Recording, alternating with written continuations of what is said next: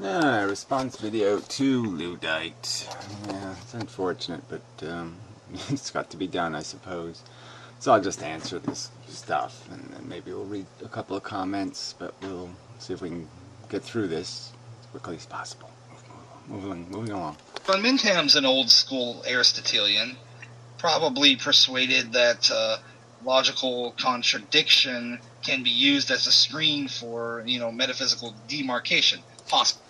This is just so tedious. Inmendham, first off, philosophically, again, I'll just argue that philosophy has just been perverted and contrived by all you people. All this book crap, Aristotle, Socrates, the history of thinking, all of this crap doesn't mean anything anymore. I mean, you can keep pretending it does, that there's huge value in it, and I'm saying, no, there really isn't. The Bible does say, do unto others, have others do unto you. Well, that's logic that can occur to you without necessity of reading it in the Bible. It's logic.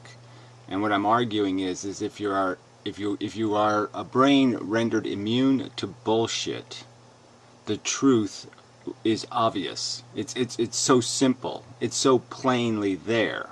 And it's there in just combining a few facts, evolution and a few other little facts, and you throw them together and you say, this is what reality is, life is. The function even of our complex brain is not complicated when you've seen the x-rays, so to speak.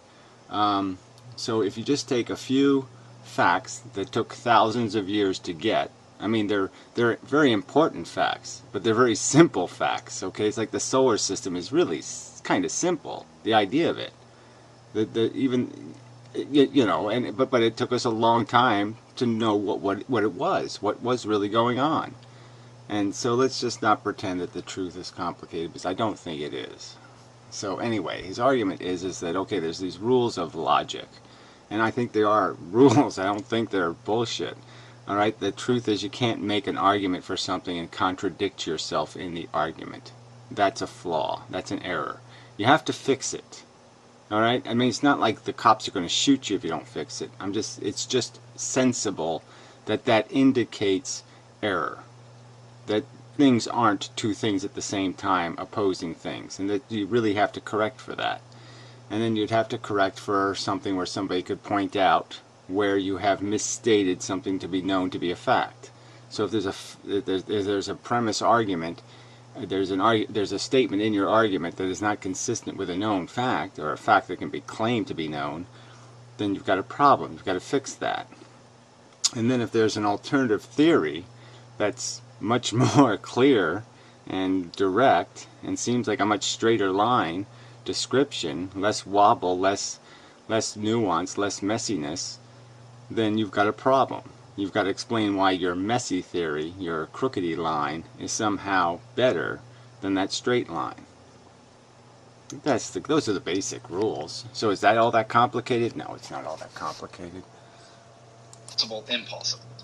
If it's contradictory, metaphysically impossible. Right? So when physically impossible, we could say, right? We don't have to say metaphysically impossible. We can just plainly say it's not likely. There's almost a 0 percentile chance. Like, we can't think of too many ways where that whole contradiction thing's worked out. Where the world is both flat and round or something, unless you play with words and definitions. But yeah. It's not going to work unless you play word games.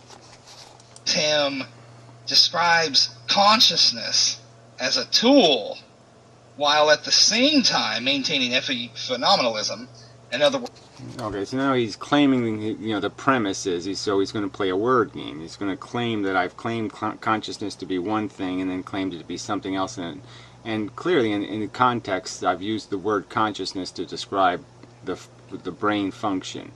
But I clearly wouldn't describe consciousness as the thing deliberately produced by the brain. The function of the brain is behavior, and that consciousness was a mechanism that makes nuanced behavior possible in our circumstance.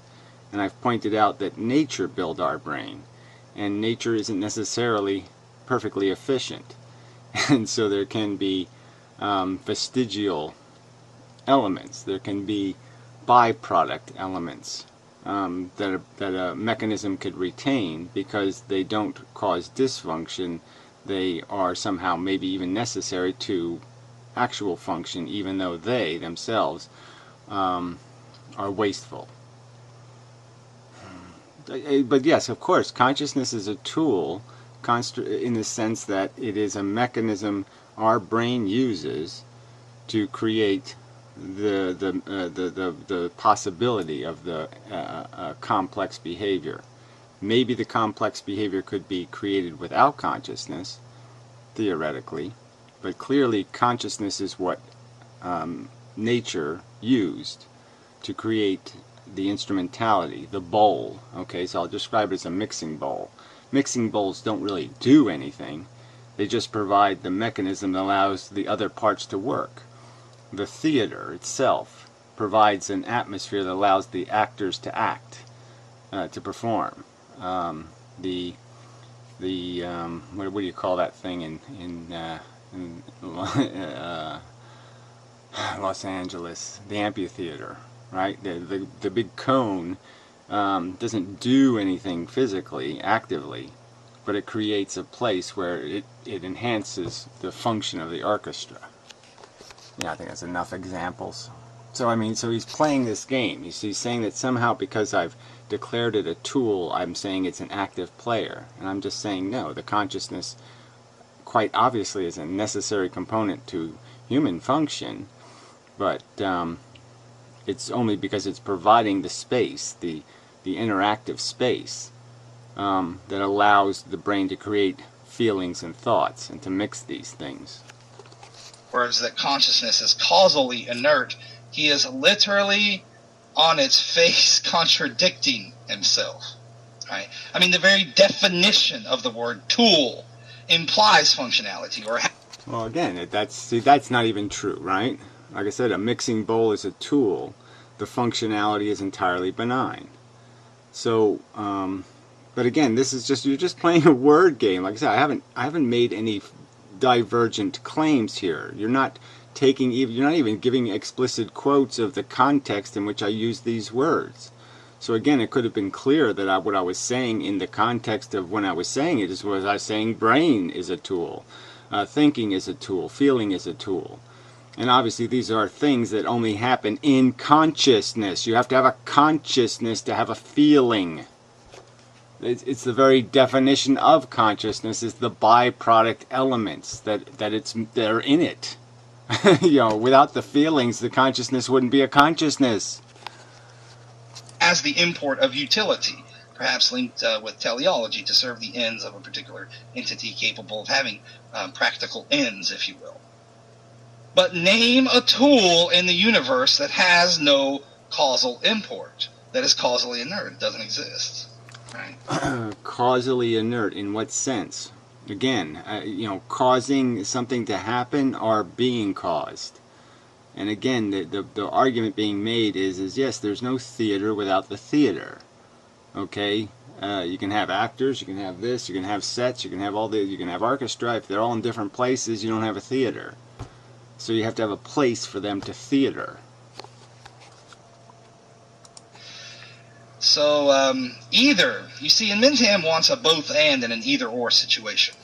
Well, again, I don't, and I just think this is incredibly petty and a horrific waste of my time.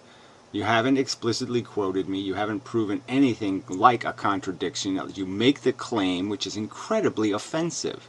It's like calling a scientist a fraud or a charlatan. It's like making a claim that somebody's evidence is, that they've cheated in a court case with fake evidence or something. It's an incredibly obnoxious accusation, and you're making it with nothing, vacantly, out of your own fucking pettiness. I mean, it's just yobbish, rude, obnoxious behavior. He wants to maintain that consciousness is a tool, perhaps the product of evolutionary processes. Yeah, perhaps. Right? Yeah, perhaps by almost all scientists will say yes, evolution. So yeah, again, perhaps. Use the word perhaps, like there's some friggin' doubt. Consciousness is a tool, but yet consciousness is causally inert. Yet consciousness is causally inert. Yeah, consciousness itself doesn't do anything except mix the components, provide the opportunity for feedback. You should know what feedback is. You've had such a bad mic for so long. Okay, feedback, unsustainable, excessive acceleration of input into a too narrow an output. Okay, so microphones squealing. If this camera was directly hooked up to the screen, I could point to the screen and I could make it strobe because of feedback, unrestrained feedback, uncontrolled feedback. And yes, this is what consciousness allows there to be, is feedback. The mechanism creates new reflexes that it puts back into the sense perception, and it feeds new stuff in that it's creating in real time. And yes, that's what it is. It's the mechanism that provides. What are you going to blame when there's an uncontrolled oscillation with this, say, a video camera into a screen? Are you going to, well, what's creating it? The camera or the screen or the computer? What's creating it? Right? And it's a combination of those things being allowed to interact in the way they are that creates it. It doesn't get any sillier than this. No, it doesn't get any pettier than this. Really, you're way too intelligent to not know that this is a slanderous accusation. When you accuse a philosopher of contradiction, that is a weighty accusation, and if you're going to make that accusation, you ought to back it up with really strong evidence, not this straw man nothing, this nothing that you provided. That's the both and. When the either or is, Inmendham either needs to give up the notion that consciousness is a tool, right, and maintain that consciousness is causally inert. Or consciousness, I'll say this clearly again, is a byproduct. Okay, it's like the noise an engine makes. The noise is not necessary to function, but it will be created as a consequence of function. The only way the brain found, the way, look, it's not even the only way. Again, the brain fell upon it through evolution, a dumb process. And it may have been able to create mechanisms of value declaration, okay, without consciousness, without creating a self-interest, theoretically. But even messing with that theory, it's very hard to understand how you could do it. And I could create a synthetic intelligence out of computer hardware, but I'd have to program it to know what is good or bad. I'd have to program it with a set of instructions and prime directives that said damage to my CPU is bad, right? Ours had to be evolved from the ground up. And so the way the CPU found out that damage to the CPU is bad is in a biological sense, a biological thinking machine, and the way it fell upon that was to create consciousness, to create a place where it could create something called a sensation, and that the sensation could have value. There may not be any other way to create, to generate from the ground up, from a zero position, from a zero starting point of materials, to generate a mechanism capable of understanding value without creating sentience. It may well be impossible.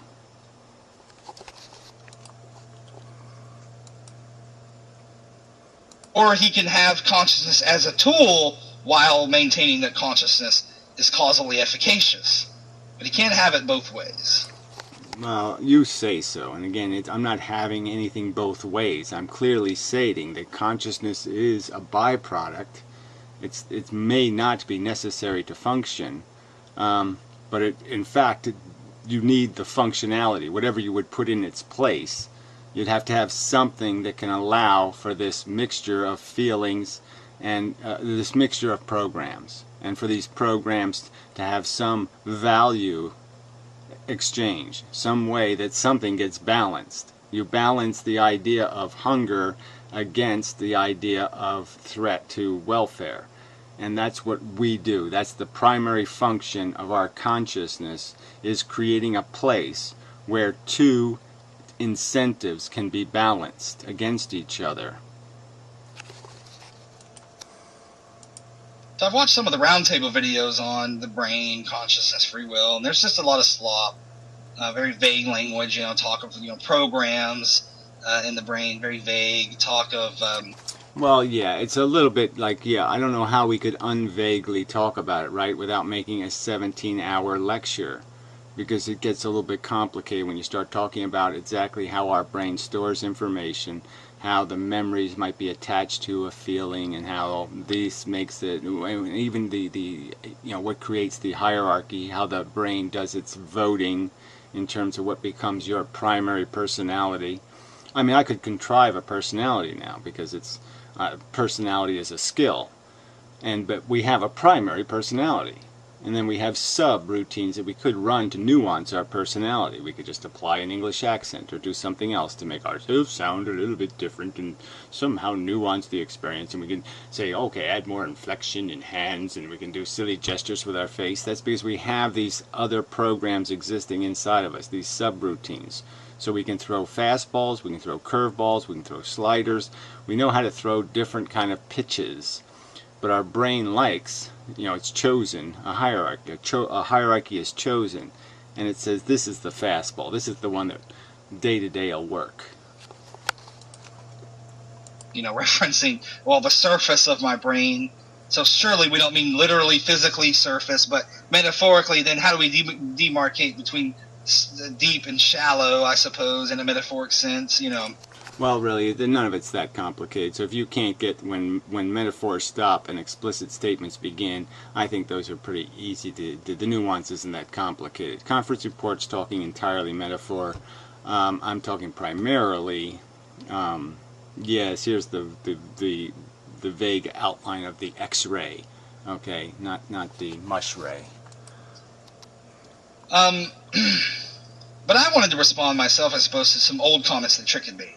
Very briefly. The kind of preliminaries, if you will, to me taking up the mantle of this free will discussion. So Trick said something to the effect of, well, the feeling of free will is proven, but not free will. But this seems ad hoc skepticism. The same thing can be said about a whole litany of things. Well, the feeling of the external world, that's real, but not the external world, right? Well, it's just a polite way of saying it's the delusion. That's all. You don't know what a delusion is? People can have delusions, and that the delusion of free will, obviously exists. People have a delusion, a misidentification of the reality. It's common. But the reality is something different than what they wrongly believe to be the reality. Has solipsism, after all, ever been definitively refuted? And people may say, well, that's just silly talk. Right? Oh, that's silly stuff. But... No, it's just word games is what it is.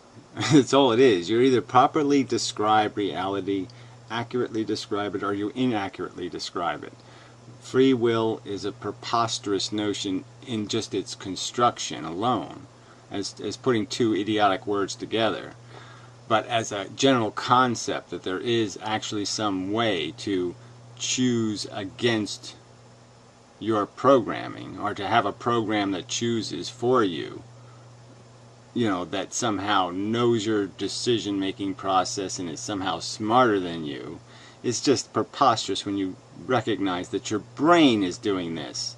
There isn't a little man in your head. Once again, this is nothing but a manifestation of the incredulous stare. Content empty. Right? Where you just... It's not content empty. It's just a polite response to preposterous language. Okay, again, show me this free thing. Show me a free. Proceed dispositionally, if you will. So I don't see why Trick is selective in his skepticism, I suppose, relative to free will. As a matter of fact, I would reverse the, Trick made the... Well, look, can an honest man, an intelligent, honest man, steal candy from a baby, right? He could only steal candy from a baby if he was trying to be opposite himself. Come on. well, the burden is on you to prove it. You're the one putting forth the positive proposition, if you will, right? You're the one, so you got to, well, it's actually the exact opposite, right? Via phenomenal conservatism, which grants prima facie epistemic justification. In other words, what it does is it assumes a phenomenological ontological link that cannot be refuted as your working assumption. Now, this is not to say that hence why we have appearance-reality distinction. There are mechanisms by which to override. We're just a bunch of crap, right? I mean, somehow he's saying the burden of proof is not on the people who have a rational argument. The irrational argument. The burden is somehow on the people, the minority, who has the rational argument. Sorry, no sale. Again, we're just back to some argument from popularity or something, that somehow the irrational get to establish the premises that have to be defeated. No. They can say the premise is idiotic. Free will is idiotic. It has no definition. It's a nonsense connection. It's a nonsensical sack of words. Phenomenology in its assumed connection to ontology, right? So in other words, the molar liar illusion. Seems like the line's longer, but perhaps hold the ruler up. What would a free will computer look like? Right? Its programming would say, do this, do this, do this, it's all logical, blah, blah, blah, blah. No, let's be free instead and just slop some crap on here. Let's do things opposite, because it's opposite day. Right? You'd have to have a program that told it to be opposite day. It wouldn't do it by natural function. There would be nothing in the logical filing cabinet that said, do things sloppy and wrong. So how could a computer manifest free will if you gave it free will? How the hell would it be manifest as anything other than doing things wrong, than doing things contrary to the programming that's been established as being sensible? Appropriate, logical. Your job. It would have to say, no, let's not do my job, let's just make a mess. There's no alternative. There's nothing else besides doing it right and doing it wrong. If you have the programming that says this is the right way to do it, why would you sit there and contrive another program that just says, no, let's do it wrong for the hell of it? You could say that's free, but I would argue that's retarded. It's dysfunctional. It's not free. It's stupid. Other mechanism of seeming to be to override other seeming to be. So, yes, I think that via experience already, free will is manifestly justified until we have defeat. Oh, this is like saying angels are justified. It's just stupid, because people have a spiritual feeling. I have a gooey little feeling that my fairy godmother's watching me. And therefore it's proven. That's the dominant belief. And now until I disprove the existence of angels, they do exist because people have a feeling. That's just rubbish. Absolute rubbish. Defeaters. So what are the defeaters? The hard determinism would be one, but that's shit. Nobody believes that anymore. Okay, so let's just say it in a casual way and run away like a little girl. Like I'm going to key the car and then run away. What the hell is that? Yeah, right. Like intellectuals don't believe in determinism. Why? Oh, because quantum theory says the photons are reading our mind. Yeah, we can't see them, but they can see us. Yeah, that's the rational new theory. Yeah, sorry. You're just labeling yourself kook. You're a kook. Perhaps bilateral skepticism relative to free will. In other words, the charge of conceptual incoherency, logical impossibility, if you will, right?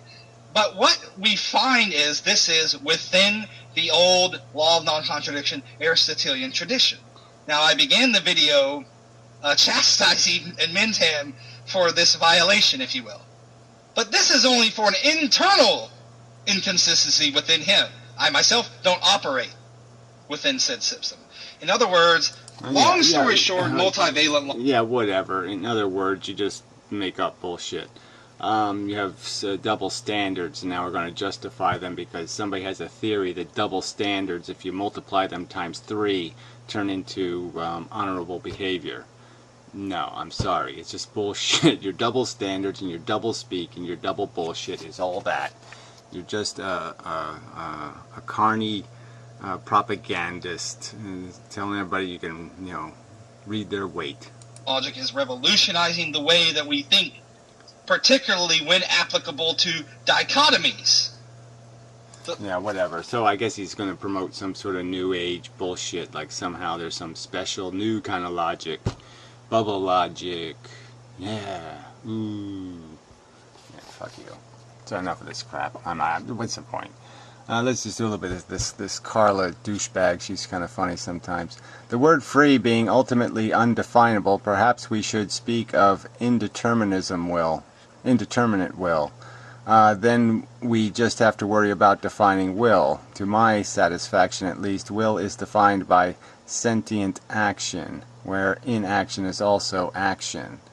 Yeah, well, will, I think we can argue, okay, that will is hope, wish, desire, want. All of these things we can call into and state our will. So they're one of the components of a mechanism saying this is what action should be. So will is, as it develops inside of you, it's a motivator.